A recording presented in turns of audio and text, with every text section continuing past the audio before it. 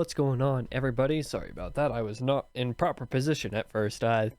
Welcome back to episode 94 of the Book Binge, where this week we are doing another epic fantasy review, which are becoming a little bit more frequent on the channel as of, well, not necessarily as of recent, but as of soon, I guess, but sort of recent. Depends on how you think about it. This week we are covering The Prophet to Edan, Book 2 in the Edan trilogy by Philip Chase. Now, first off, you know, all the same stuff that I said at the beginning of last video still applies here.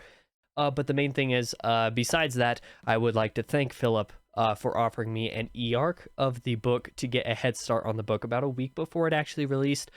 Sorry, as well, that it took me still over a month to read it regardless. Don't really have much else for preamble. Let's just kind of start off the review with the good like normal. Now, there's a lot to talk about with this book. I expect this review is probably going to be close to as long as the last one. But the first thing that I'm going to go ahead and say for the good of The Prophet of Edan is the scope of the story and the world expands just enough for a second book, for the most part, to not be overwhelming, even if it didn't necessarily all hold the same magic for me as the first book did. Whereas, like, the first book, I knew exactly where everything was happening at any given point in time. I didn't have quite that sort of intimacy with the world this time around, but I still really love the scope and the scale of the world because it's big.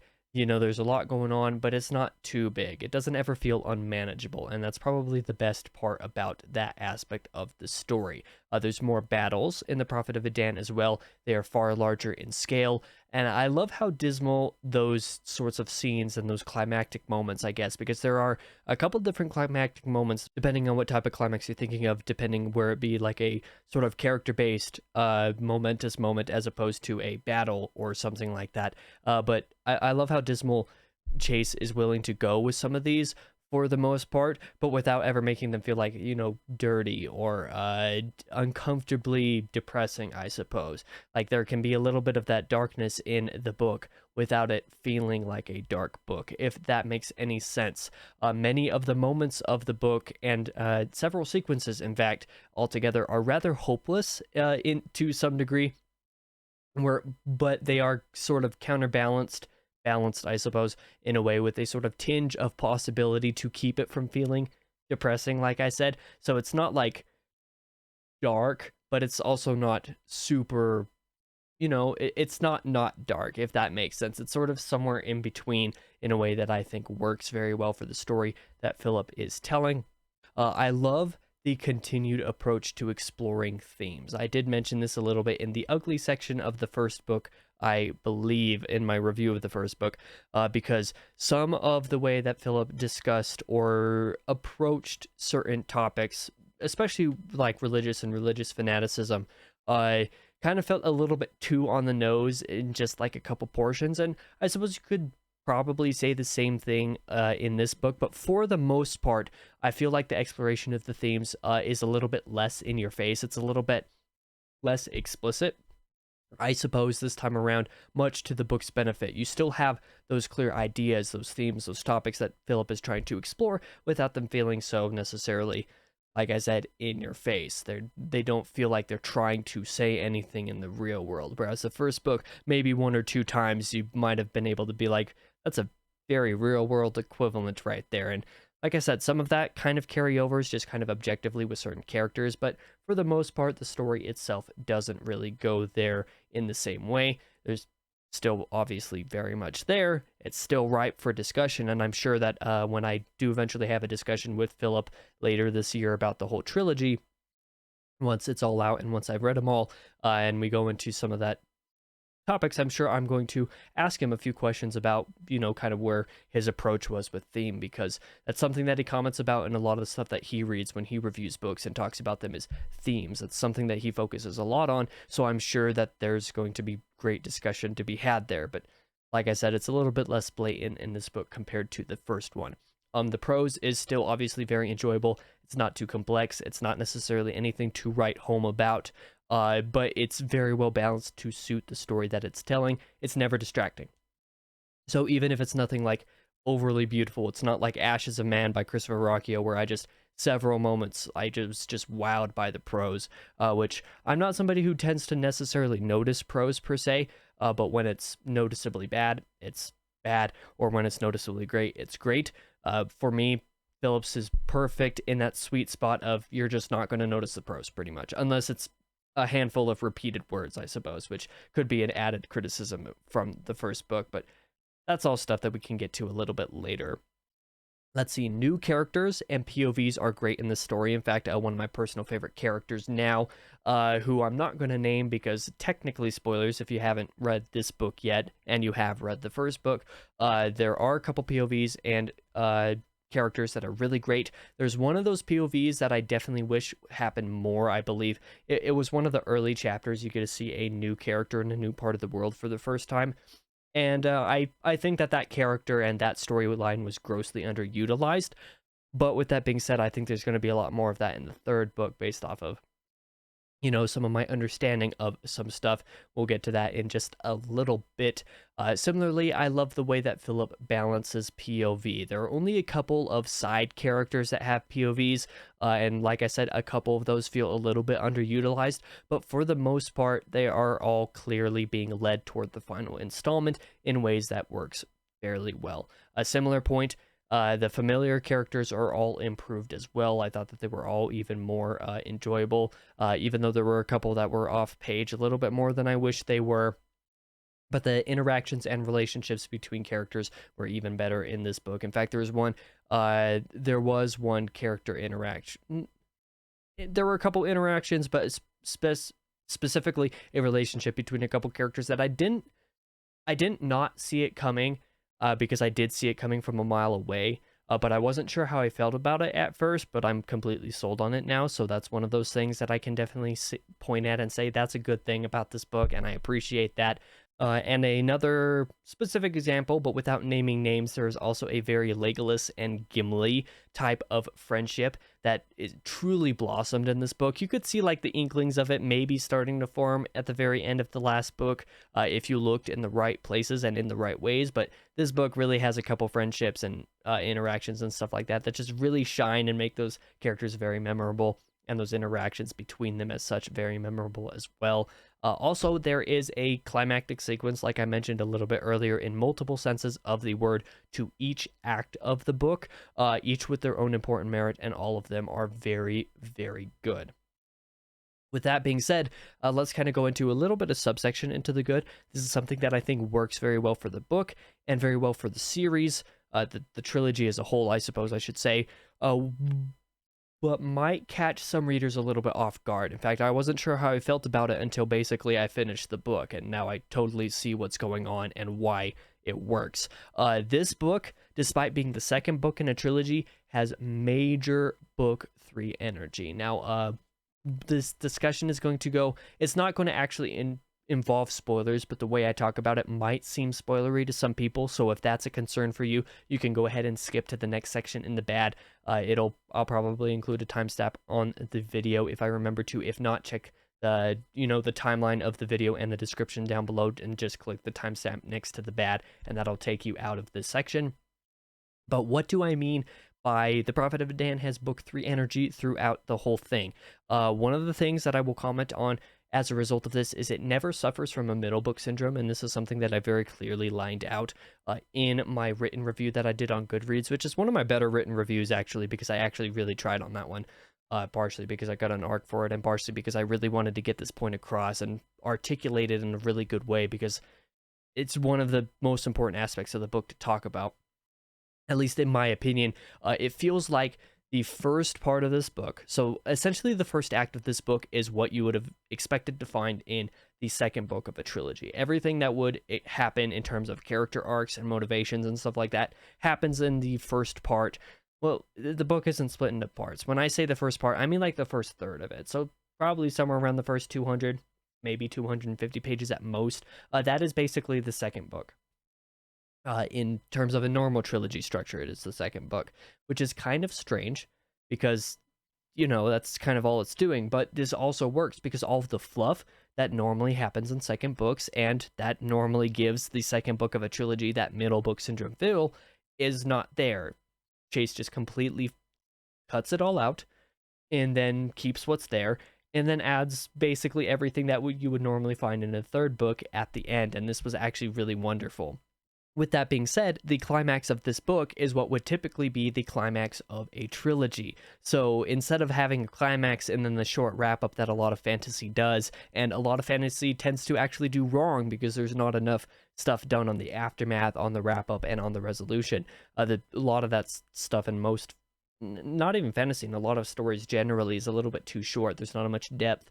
There's not enough depth, or not enough exploration of the thematic resonance to it. The point that I made in my Goodreads version of the review for this book is that that's something that Lord of the Rings, the classic of classics in terms of fantasy, that's something that Lord of the Rings does splendidly. Once the climactic moment happens, which is relatively soon into Return of the King, and by that it's like, Lord of the Rings is split into 6 books. So into the 6th book, I think it's chapter 4 out of 11 or something out of all of the chapters in that 6th book. So basically the end of the book, I think it's chapter 4 when the climax happens. So you have several chapters of resolution. There's a lot of resolution to that book, and for some people that doesn't work. It feels like there's 4 or 5 different independent resolution points that the book could have ended on. But the book never does, because the point of the story as well is just as much on the resolution as it is on the journey, and just as much of it as on the beginning. There's a lot of thematic resonance to it. For example, the Scouring of the Shire. It's not everybody's favorite chapter, but it's absolutely my favorite chapter of Lord of the Rings, because it is the wrap-up thematically, and because of everything that it does, makes you really understand that the world has changed, and that the characters have changed as a result of the journey. It's not like, oh, the big climactic moment happened, now everything's how to do perfect, and nothing's wrong anymore. Like, that's not how it works. It's not how it works, especially with stakes as big as these kinds of stakes can be. That is absolutely what Chase is doing here, except instead of having several chapters of resolution at the end of the 3rd book following the climactic moment, the 3rd book is going to be the aftermath. It is going to be the resolution. It is going to be everything that comes after the big climactic sequence, because that's what happens here, is the big climactic sequence. And Philip actually kind of expressed that this is more or less what he's actually doing. He's doing the return. That is what Return to Edan is going to be. That's the title of the 3rd book, by the way. It's going to be the return, so to speak. It's going to be following all of the little battles, the little wars that are occurring in the world after this, because, not everything's perfect after the end of this book. There's still more to happen. There's still more to do, and that's what Philip's going to do. And that's what has me so excited for that 3rd book. That's really the point that I want to hammer home, is that I'm very excited for the 3rd book, where before I was mostly just confused that there was going to be a 3rd book after this one was so big and had so much to it, and all of it felt like the 3rd book. Now I'm like, oh yeah, this absolutely has more coming. There's absolutely a lot of stuff to wrap up. That's what the 3rd book is going to do. And the final chapter of this book especially introduces all of the threads that we're going to follow in the 3rd book, so it just had me really hyped to continue. So I'm really excited that the next book comes out at the time of this video's release, essentially in 2 months, maybe just under 2 months or something like that. So I'm really excited for that. But with that being said, let's go ahead and move into the bad of the Prophet of Edan, because I don't think this book is perfect. In fact, I think I actually like it a little bit less than the 1st book, which I think might be a little bit different than most people. I think most people think this is overall an improvement of the 1st book, and in a lot of ways, I'm not really going to agree or disagree. I'm just going to say that I think I like the 1st book better, but anybody who likes this book better isn't wrong, so to speak. The main point that I'm going to make here is that the Breadth of the World didn't quite get as much depth as I think it deserved. I felt like I knew the world that appeared in book 1. I sort of talked about this a little bit earlier, but a lot of the land here kind of passes by without getting that much time and attention in a way, and that is also due in no small part to some of the events that happen. That's not necessarily a super bad thing. It's just something that I wish I got to see a little bit more in this one, because I loved it so much in the 1st book. Another thing that isn't necessarily like, a criticism of the quality of the book, it's just the fact that I loved that book 1 was so manageable at less than 450 pages. It wasn't short, but it definitely wasn't long. This book in comparison is 600 pages, and based off of what I have heard, the 3rd book is going to be even longer. So probably, if I were to take a guess, it's probably going to be like 625, somewhere in there, somewhere in that ballpark. So it's going to be another long book, at least this time I'm prepared for it. But either way, the main problem that I had with this length comes down to the fact that, like I said, it has like the first section of it, the first act of this book is the middle book of the trilogy, so to speak, like if that makes any sense. And then the rest of it is the third book. As a result, this book is lengthy because of that, and there were a couple times when it felt like it didn't need that many pages. There wasn't necessarily anything that happened in this book that wasn't important or that I would have cut, but it did feel like it was a little bit long, whereas the first book just felt very perfect. In fact, it actually felt a little bit shorter than it might have otherwise been. Either way, the main criticism when it comes to like the actual quality of anything within the book is I think the magic is still slightly a problem in the series, because it came to my attention when I was talking about the book with other people, when it came to the Way of Edan, is that the magic was a little bit confusing. There were a lot of different people who had different interpretations of how it worked, or how it, sort of behaved in terms of what the characters experienced, I should say. And that's not necessarily a bad thing. It's one of the things that I liked about the Way of Edan was the way that the magic was. It's a soft magic system, but it has a little bit of detail that kind of like makes it feel like a hard magic system, even though it's definitely a soft magic system. And that's kind of what's going on there. But this book, I think, makes the confusion that some people might have about how magic works, or kind of what's going on in that sense, probably a little bit worse. The magic for all the characters besides Dayraven for me in this second book is very engaging, but Dayraven's is engaging in its own way, but the way in which it differs between Dayraven and the other characters is really strange, and it's obviously intentional based off of the story, so I'm not criticizing that aspect of it. But I could see a lot of the magic, especially when it pertains to Dayraven, feeling obtuse to readers, because I got this sense with certain readers from the first book that they weren't fully understanding how the magic worked or anything like that, which, you don't need to know how the magic worked, but when you're putting this kind of depth into it in these specific ways that Chase's, it seems a little bit weird that it wasn't really clicking or working with everybody in terms of how they imagined it worked. This book is only going to make that particular aspect worse, but since that's by no means, the most important part of the series, well, it plays a big role, but it's not like fully understanding the magic isn't necessarily going to be a barrier to your enjoying the book, let's say. But I did feel like it was a little bit more obtuse and a little bit more confusing in this book than it already was in the first book.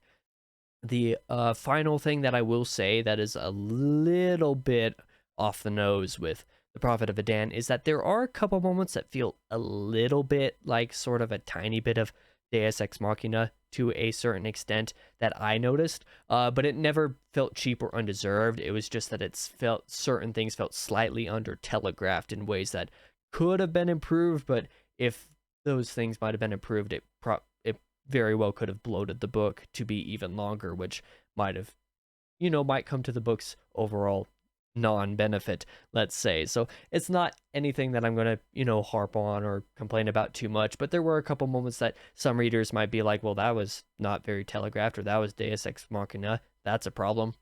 I may not fully agree, but I could see where some people were coming from if they were talking about some specific moments in that respect. The Ugly.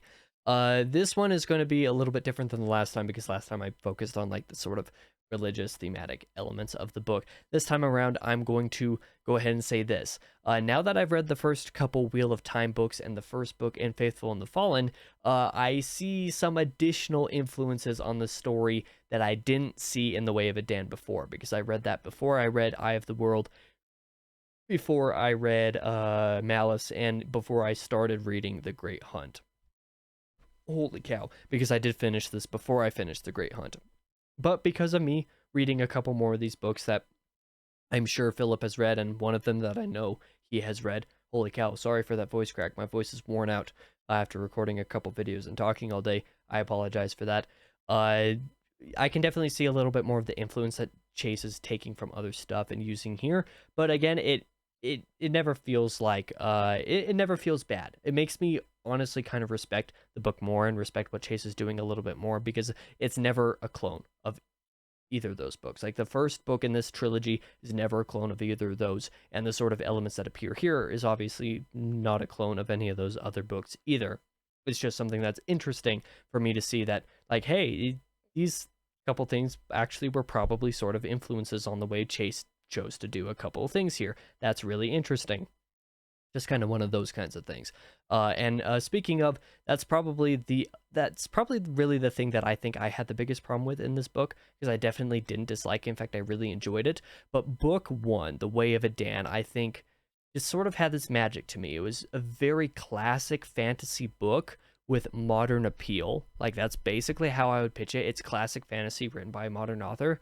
And that's a lot of people are probably going to take that sort of thing in the bad way, but I don't think that's a bad thing, because Chase has so much respect for everything that came before. Chase has respect for pretty much everything he reads. Like, Chase is just an overall positive and fun guy. Like, he's just really great that way. But this book all but abandons that sort of classic feel, and as like I said, that's not necessarily a bad thing, but for me, it meant that a little bit of the magic that really just clicked for me with The Way of Edan didn't quite click for me the same way here. And that might be sort of what's going on with the world of this book, not feeling like it had a little as much focus as I wanted it to, because I really liked that about the first book, and because that's probably one of the things that I liked most about Malice, which I didn't love, and one of the things that I adore so far about The Wheel of Time.